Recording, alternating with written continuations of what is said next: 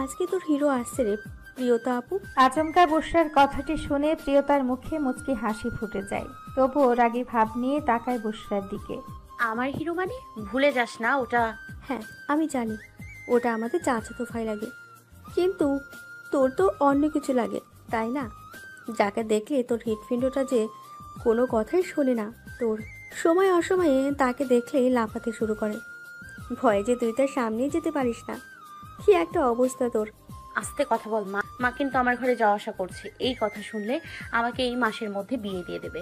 এই কথা শুধু তুই আর আমি জানি, এটা যেন আর কারোর কানে না যায়।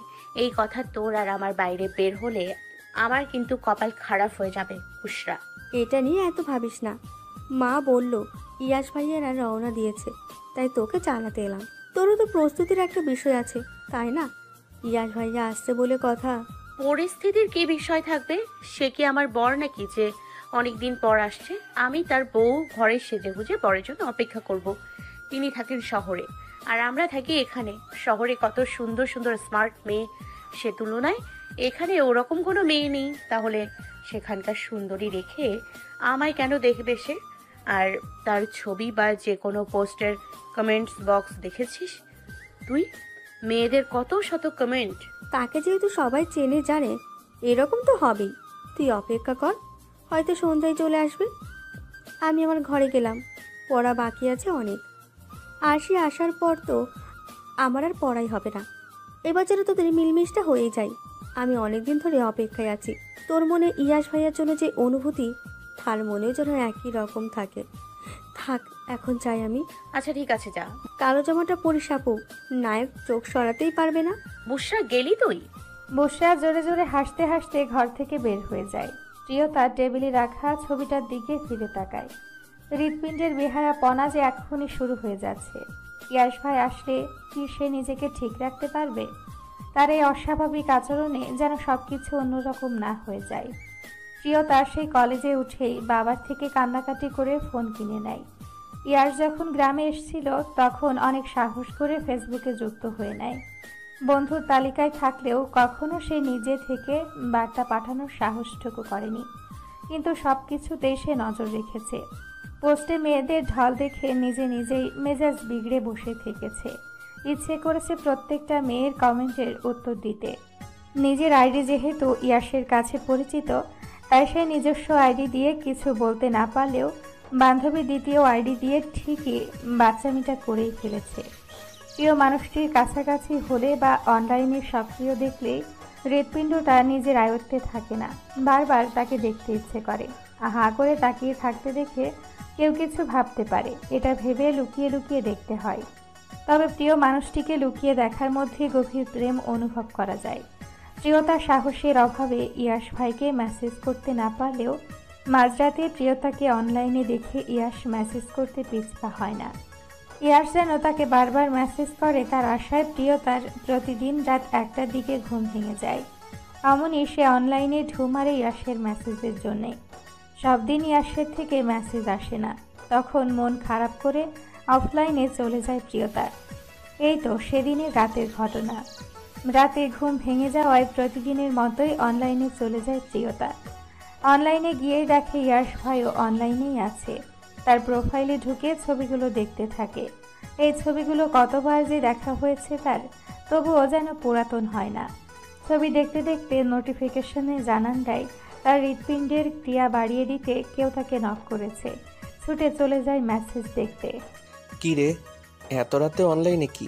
ভাইয়া ঘুম ভেঙে গিয়েছিল তাই। ঘুম ভেঙে গেলে আবার ঘুমানোর চেষ্টা করতে হয়। ফোন নিয়ে ঘাটাঘাটি করলে কি ঘুম আসবে? অভ্যাস বাজে করবি না, যা ঘুমিয়ে পড়। না মানে। ফোন রেখে ঘুমা, এখন অনেক রাত হয়ে গিয়েছে। ঠিক আছে। ভাইয়া, আরশি, বড় আব্বু, বড় আম্মু কেমন আছে? আধা ঘন্টা হয়ে যায়। শেষ মেসেজের কোনো উত্তর না পেয়ে ফোন পাশে রেখে ঘুমিয়ে যায় প্রিয়তা। এরকম ঘটনা প্রায়ই ঘটে প্রিয়তার সাথে। হয়তো মাসে 3 থেকে 4 বার এরকম কথা হয় তাদের। তবুও এটুকুতেই চলে যায় প্রিয়তার। বিকেল গড়িয়ে সন্ধে নেমে আসে। বাড়িতে কেমন একটা এরির ভাব চলে এসছে আজকে। হরেক রকম রান্নার ভিড় জমেছে আজকে বাড়িতে। বিশাল এই পুরনো বাড়িতে 3 ভাই তাদের স্ত্রী সন্তানদের নিয়ে একই সাথে থাকেন। বছরে 2 থেকে 3 বার ঘুরতে আসে ইয়াশ আরশি তাদের বাবা মায়ের সাথে। সপ্তাহ খানেক থাকতে পারে, এর বেশি কোনো বাড়ি থাকা সম্ভব হয়নি তাদের। আর তারা যখনই এসছে তখনই যেন বাড়িটা আর বাড়ির মানুষগুলো নিজেদের আনন্দ, ভালো থাকা, পূর্ণতা খুঁজে পেয়েছে। রান্না প্রায় শেষের দিকে, তখন প্রিয়তা আর বুশরাকে ফ্রেশ হয়ে নিতে বলে বড়রা, কারণ এতক্ষণ তারা দুজনেও রান্নায় সাহায্য করেছে। যেতে বলার সাথে সাথে বুশরা আর প্রিয় রান্নাঘর থেকে বের হয়ে চলে যায়। রাত 8টা। বাড়ির সামনে গাড়ি এসে থামার শব্দ শুনতেই প্রিয়তা বসা থেকে দাঁড়িয়ে যায়। বুকে হাত দিয়ে দাঁড়ানো দেখে বুশরা মুখ চেপে হাসতে থাকে। থামবি তুই? হাসছিস কেন ফিকফিক করে? তোর কাণ্ড দেখে হাসছি। এতদিন দেখেছি ছেলেদের হৃদক্রিয়া বেড়ে যায়, এই ব্যাপারে তাদের সাহস অনেক কম। কিন্তু তুই তো আমার ধারণা ভুল প্রমাণ করে দিলি রে আপু। যা বাইরে যা তুই, সবাই চলে আসছে, দেখা কর গিয়ে। তুই যাবি না? আমি পরে যাব, তুই যা। বুঝেছি, তোর যাওয়ার সাহস শক্তি কোনোটাই নেই এখন। বুশরা, প্রতি পরিবারের জন্য 3টা করে রুম বরাদ্দ করে রাখা এই বাড়িতে। সবার সাথে বাইরে ঘরে কথাবার্তা বলে ইয়াশ নিজের রুমে চলে যায়। রুমটা ভীষণ সুন্দর করে পরিষ্কার করে সাজিয়ে রাখা হয়েছে। রওনা দেওয়ার আগে আসার বিষয়টি জানানো হয়েছে। এত জলদি এত কিছু করা হয়ে গেছে। বিছানায় ব্যাগটা রেখে শুয়ে পড়েছে ইয়াশ। বাড়ি এসে ছোট বড় সবার সাথেই দেখা হয়েছে, শুধুমাত্র প্রিয়র সাথে দেখা হয়নি ইয়াশের, কারণ প্রিয়তা তোর সাহস করে সামনে যেতে পারেনি তার।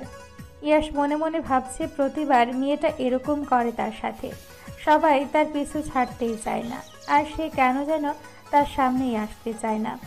এত কেন ভয় পায় তাকে? সবাইকে সবার উপহার দেওয়া হয়ে গিয়েছে, শুধুমাত্র তার জন্য নিয়ে আসা জিনিসটা তাকে দেওয়া বাকি। প্রতিবারই এরকম কিছু হয়, ডেকে এনে তাকে তার উপহার দিতে হয়। এবারও হয়তো তার অন্যথা হবে না। রাত 10টা। এখানে কি করছিস? কথাটি শুনে চমকে যায় প্রিয়তা। তাকিয়ে দেখে ইয়াশ দাঁড়িয়ে আছে। সাথে সাথে যেন হৃৎপিণ্ডে লাফালাফি শুরু হয়ে যায়। ডান হাত দিয়ে বুকে হাত দিয়ে জোরে জোরে শ্বাস নিতে থাকে প্রিয়তা।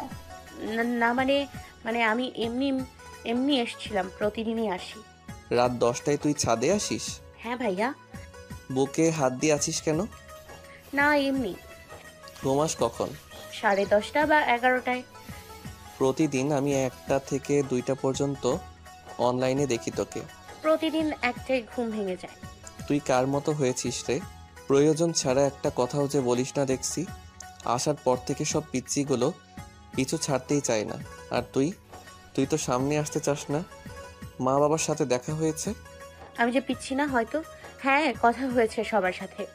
কখন হলো? এই তো খাওয়ার সময়, আপনি রুমে ছিলেন। ও আচ্ছা, তুই বোধহয় আগে আমার সাথে তুমি করে বলতি। না এমনিতেই ছিলাম। তারপর পরীক্ষা কেমন হয়েছে? ভর্তি হবি কোথায় এবার? বাবা তো বলছে উপজেলার একটা কলেজে ভর্তি করে দেবে, কিন্তু আমার তো শহরে ভালো একটা বিষয় নিয়ে পড়ার ইচ্ছা ছিল। আচ্ছা, আমি তোর বাবাকে বলে দেব তুই আমাদের ওখানে থেকে পড়াশোনা করবি। আর শী তো কানাডায় চলে যাচ্ছে 2 মাসের মধ্যে। তুই থাকলে মার একটু ভালো লাগবে। না না, আমি হোস্টেলেই থাকবো। প্রতি সপ্তাহে বড় আম্মুর সাথে দেখা করে আসব। আপনি শুধু বাবার সাথে একটু কথা বলে দেখুন। আচ্ছা, আমি কথা বলবো। এবার যা, অনেক রাত হয়ে গিয়েছে, ঘুমিয়ে পড় গিয়ে। সকালে আমার সাথে দেখা করিস। তোর উপহার আমার কাছে রয়ে গেছে, সবারটা তো দেয়া হয়ে গিয়েছে। আচ্ছা ঠিক আছে। প্রিয়তা নিজের রুমের উদ্দেশ্যে পা বাড়ায়। ইয়াশ তাকিয়ে দেখতে থাকে। মেয়েটা প্রয়োজন ছাড়া একটা কথাও বলে না, সামনেও আসতে চায় না, ভয় পায়। এরকম হলে চলবে কিভাবে? তার তো পরিবর্তন আনা প্রয়োজন। মেয়েরা হবে চঞ্চল প্রকৃতির, এত নীরব থাকলে হবে না। আজকে রাতে আর কিছুতেই ঘুম আসছে না।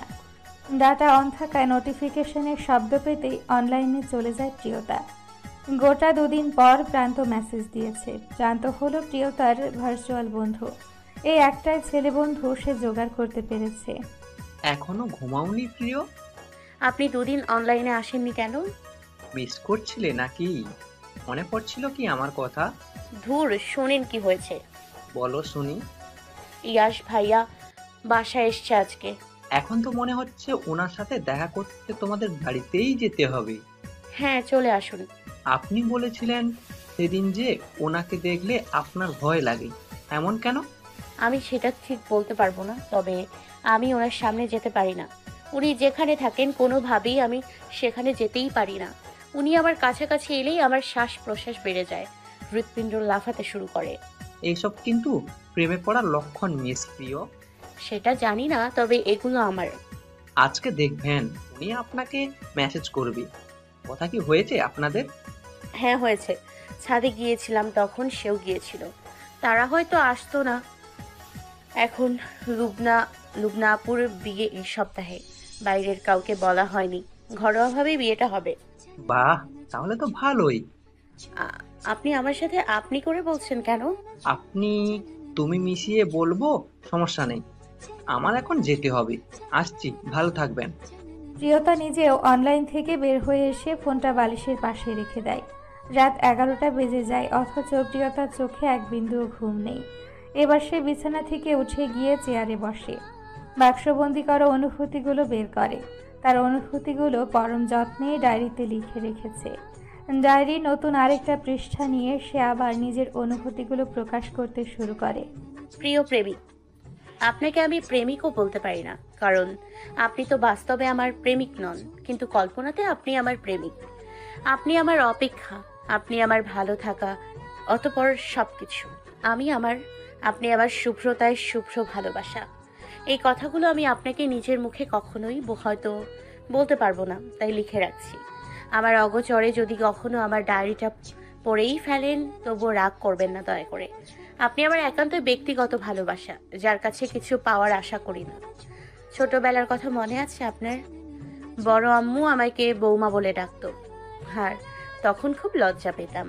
এখন বড় হয়ে ভাবি যদি সত্যি আপনার কেউ হতে পারতাম।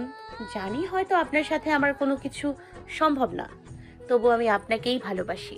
এই যে দেখুন, আপনি আমার পাশের রুমেই ঘুমোচ্ছেন, আশেপাশে থাকছেন, অথচ আমি আপনার সামনে যেতে সাহস পাই না। হঠাৎ ফোনে নোটিফিকেশনের শব্দ পেতেই ফোন হাতে নিয়ে দেখে ইয়াশের মেসেজ। এবার প্রিয়তার বুকে ধুকপুকানি শুরু হয়ে যায়। কাঁপা কাঁপা হাতে ইনবক্সে যায়। ঘুমাসনি এখনো? না, এত রাতে অনলাইনে কি? অনলাইনে ছিলাম না, ডাটা অন ছিল। কারো মেসেজের অপেক্ষা করছিলি নাকি? না তো। আচ্ছা শোন, তোর কাছে মাথা ব্যথার কোনো ওষুধ আছে? হ্যাঁ, কেন, আপনার কি লাগবে? মাথা ব্যথা করছে কি? হ্যাঁ, একটু নিয়ে বের হয়ে আসবি? আমি এখনই আসছি, 1 মিনিট। প্রিয়তার সাথে সাথে টেবিলে রাখা বক্স থেকে ওষুধ নিয়ে বের হয়, কিন্তু বাহিরে তো ইয়াশ ভাই নেই। রুমের দিকে তাকিয়ে দেখে দরজা খোলা আছে। রুমে যাওয়ার সাহস কিছুতেই পাচ্ছে না সে। ভাবছে উনি বাহিরে একটু আসলেই পারতো। আবার ভাবছে হয়তো মাথা ব্যথা খুব বেড়েছে। ভয়ে ভয়ে সে ইয়াশের রুমে ঢুকে দেখে ইয়াশ শুয়ে আছে। ভাইয়া? এনেছিস ওষুধ? হ্যাঁ ভাইয়া, এই যে ঔষধ, খেয়ে নিন, 10 মিনিটের মধ্যে ঠিক হয়ে যাবে। আচ্ছা দে।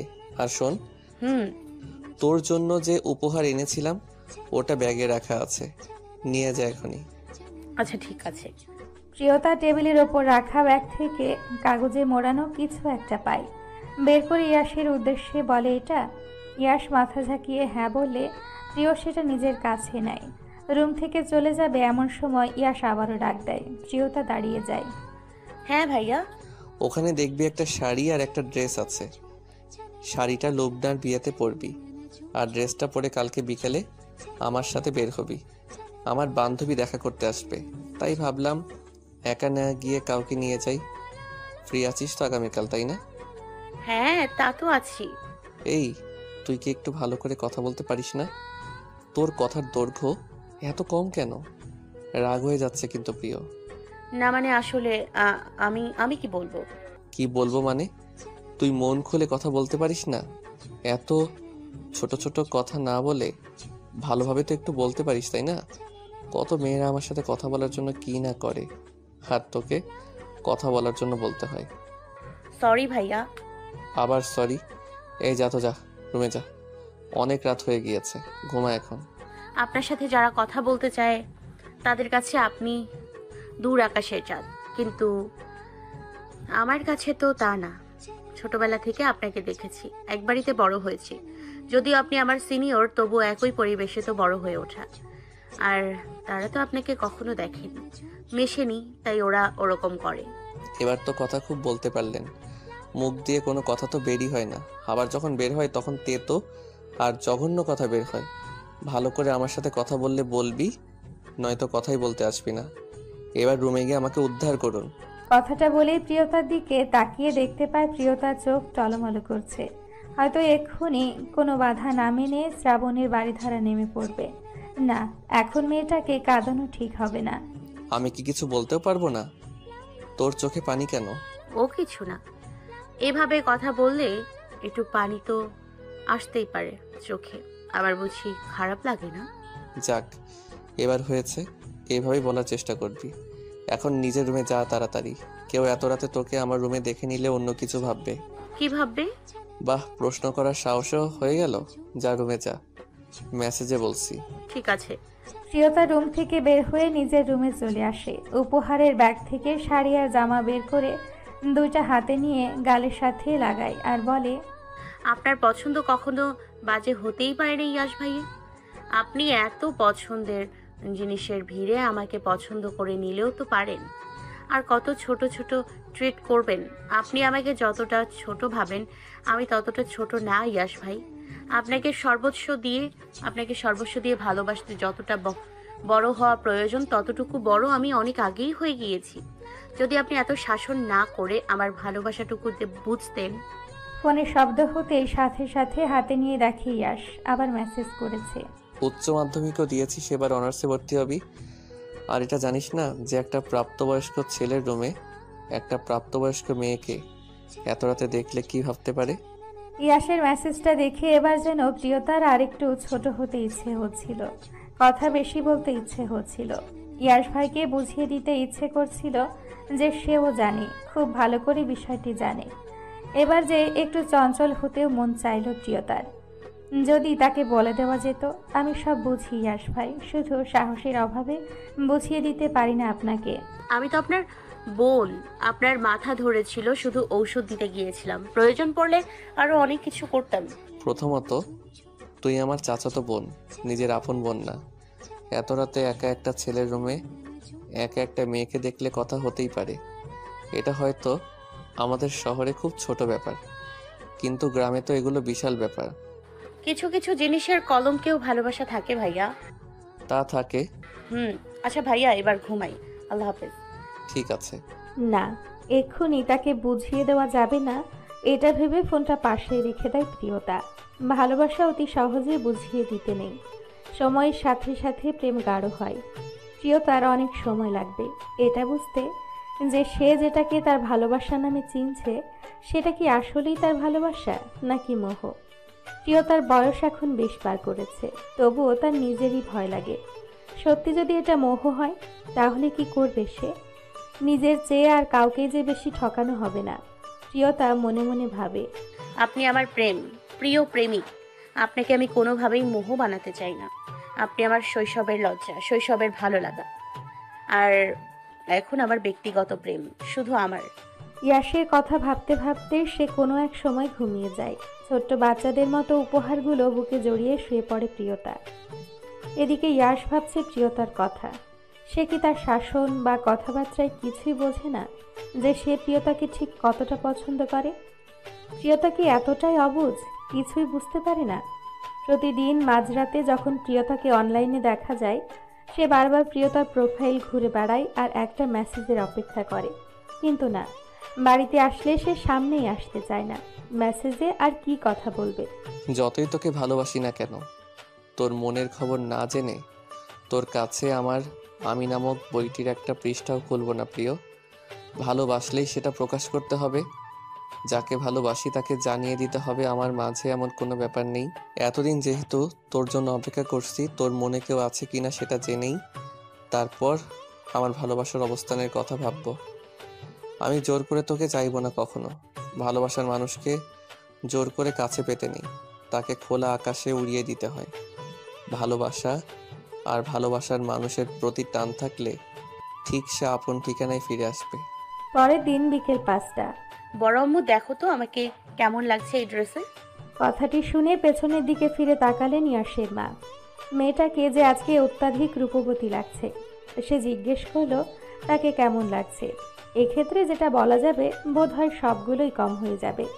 আমার ছেলের পছন্দ আছে, সে নিজে পছন্দ করে তোর জন্য এই ড্রেসটা কিনেছিল। আর দেখ তোকে এই ড্রেসে কত সুন্দর মানিয়েছে, কত সুন্দর লাগছে। তোমার ছেলে পছন্দ করে কিনেছে জন্য আমার গায়ে মানিয়েছে। কেন, আমি কি দেখতে সুন্দর না? আমি সুন্দর না দেখতে হলে কি তোমার ছেলের কেনা ড্রেস আমার গায়ে মানাতো? ড্রেসটা সুন্দর, কিন্তু কথা হচ্ছে তুই সুন্দর না হলে কোনো কিছুই যতই সুন্দর হোক সেটা তোর গায়ে মানাবে না। আর আমার পিয়া মার তো রূপে গুণে কোনোই কিছুই অভাব নেই। হয়েছে, আর প্রশংসা করতে হবে না। আরে প্রিয়জি, কি সুন্দর লাগছে তোকে। কথাটা বলতে বলতে রুমে ঢুকে এলো আরশি।